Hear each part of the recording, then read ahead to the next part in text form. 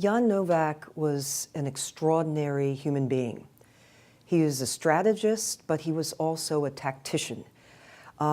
He was someone who always looked at the broad picture. He also knew the value of engaging Poland.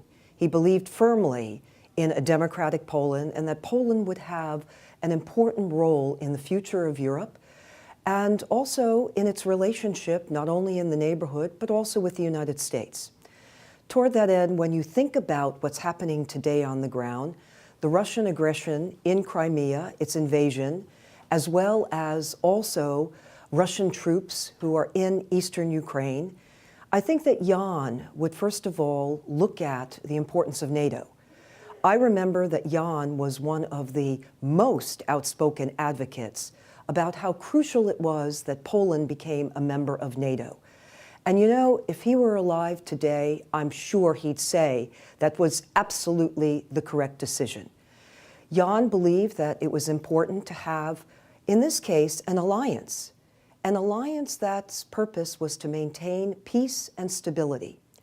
I think that what's going on now would have horrified him because not only is it a threat against the very existence of those institutions like NATO, preserving peace and stability in a post-World War II and post-Cold War environment, but also Jan stood for the moral narrative.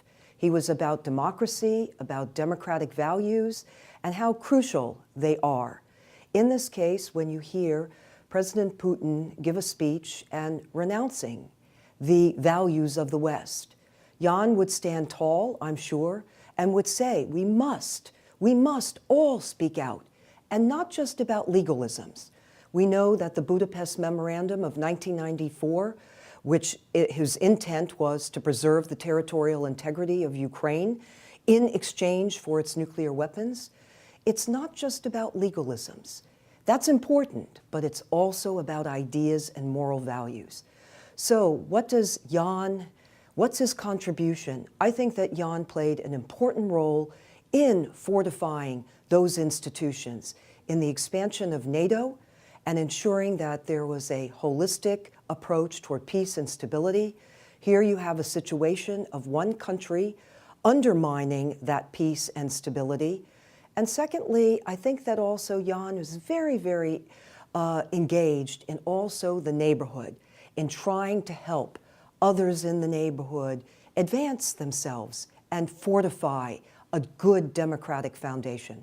He was an incredible person, and I feel very, very privileged to have known him and to have worked with him and to call him my friend.